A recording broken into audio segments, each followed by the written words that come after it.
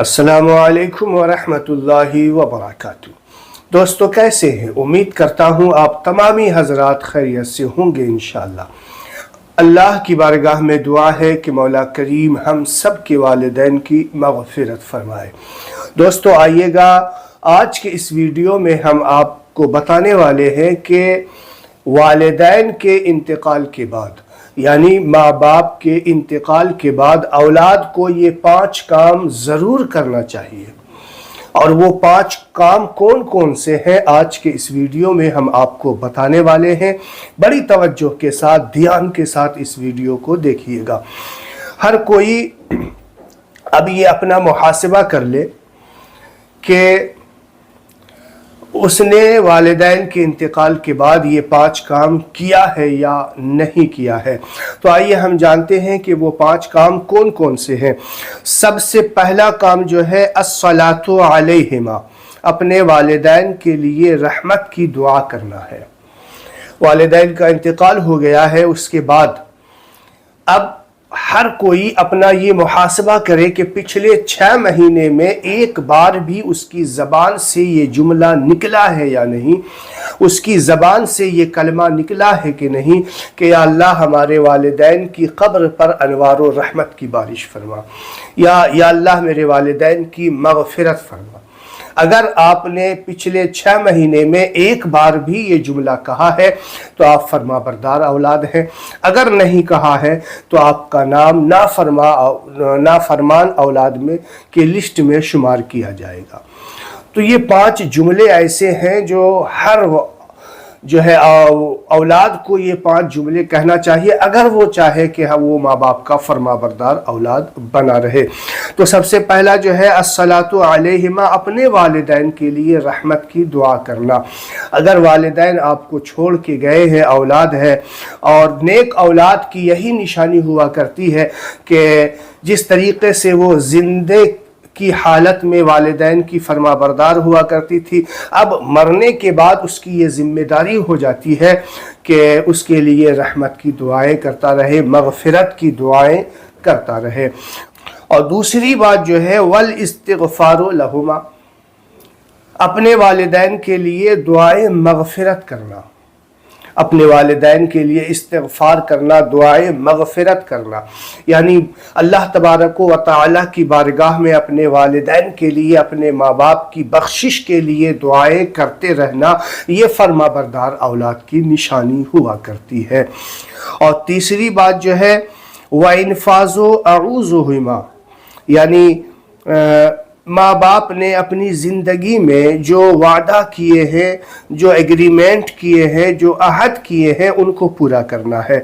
वालिदैन ने किसी से कोई कर्ज़ा लिया है और वादा कर गया है कि मैं ये कर्ज़ा अदा करूँगा, तो ये वादा को पूरा करना। कोई बैंक लोन ले लिया है या और भी कोई किसी चीज़ का वादा किया है तो उस वादे को वफ़ा करना। अब क्योंकि वो तो चले गए हैं तो उसकी औलाद पर ये जिम्मेदारी हुआ करती है, पहला फ़र्ज़ हुआ करता है कि वो अपने वालिदैन के जो वादे किए हुए हैं उसको पूरा करे। अगर आप फरमाबरदार औलाद कहलाना चाहते हैं, आप चाहते हैं ना, बहुत सारे लोग सवाल करते हैं ना कि हम इंतकाल के बाद वालिदैन के उनकी किस तरीक़े से फरमाबरदारी कर सकते हैं, किस तरीक़े से खिदमत कर सकते हैं। तो अल्लाह के रसूल सल्लल्लाहु अलैहि वसल्लम ने ये 5 काम बताए हैं कि आप अगर ज़िंदगी में उसकी खिदमत ना कर सके या खिदमत कर भी लिए हैं तो वालिदैन के इंतकाल के बाद भी ये 5 जिम्मेदारी आप पर आयद हुआ करती है। और आप ये करें। देखिए तीसरा काम जो बताया आपको, वालिदैन ने जो वादा किया था किसी से, उस वादा को वफ़ा करना, जो नसीहत कर गए हैं उसको पूरा करना, ये आपकी जिम्मेदारी हुआ करती है। और चौथा जो है व इकरामो सदीक़हिमा, उनके दोस्तों की इज़्ज़त करना, उनके दोस्तों की। अब ज़िंदगी में जो आपके माँ बाप के दोस्त हुआ करते थे उनकी इज़्ज़त करना ये आपकी ज़िम्मेदारी में से है।